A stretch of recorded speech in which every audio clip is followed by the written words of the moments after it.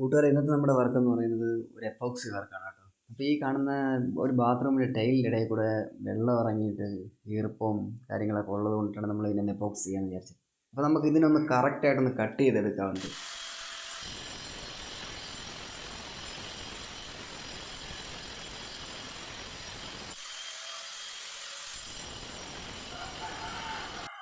Okay, അപ്പോൾ നമ്മുടെ കട്ടിങ്ങും കാര്യങ്ങളെല്ലാം കറക്റ്റായിട്ട് കഴിഞ്ഞിട്ടുണ്ട്.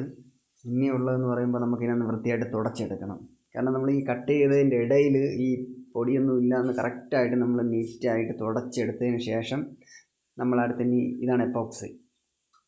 അപ്പോൾ നമുക്കിനി അതിനെ ഒന്ന് ഈ കാണുന്ന ലിക്വിഡ്, ഇത് ഒരു 2 ലിക്വിഡും ഒരു പൊടിയുമാണ് കേട്ടോ. അപ്പോൾ അത് നമ്മൾ കറക്റ്റ് അളവിന് ഒന്ന് മിക്സ് ചെയ്തെടുക്കണം നന്നായിട്ട്.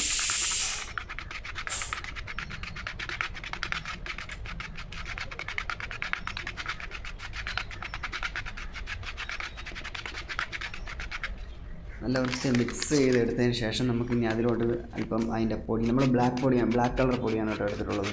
അപ്പോൾ അത് നന്നായിട്ട് അതുമായിട്ടൊന്ന് മിക്സ് ചെയ്തെടുക്കണം. ഇനി നമുക്ക് ഈ നമ്മൾ കട്ട് ചെയ്തിട്ടുള്ള ജോയിൻറ്റിൻ്റെ ഇടയിലോട്ട് കറക്റ്റായിട്ട് ഇങ്ങനെ അപ്ലൈ ചെയ്ത് കൊടുക്കണം.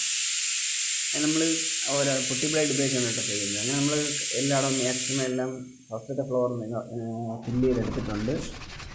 ഇനി നമുക്കിതിപ്പോൾ നമ്മൾ അതിനെ കറക്റ്റ് സമയത്ത് ഒരു 5 മിനിറ്റിനകത്ത് നമ്മൾ അതിനെ തുടച്ചെടുക്കുന്നുണ്ട്. കാരണം എന്ന് പറഞ്ഞു കഴിഞ്ഞാൽ നമ്മൾ ഷാമ്പു ഉപയോഗിച്ചാണ് കേട്ടോ തുടച്ചെടുക്കുന്നത്, ബക്കറ്റിൽ ഷാമ്പു കലക്കി.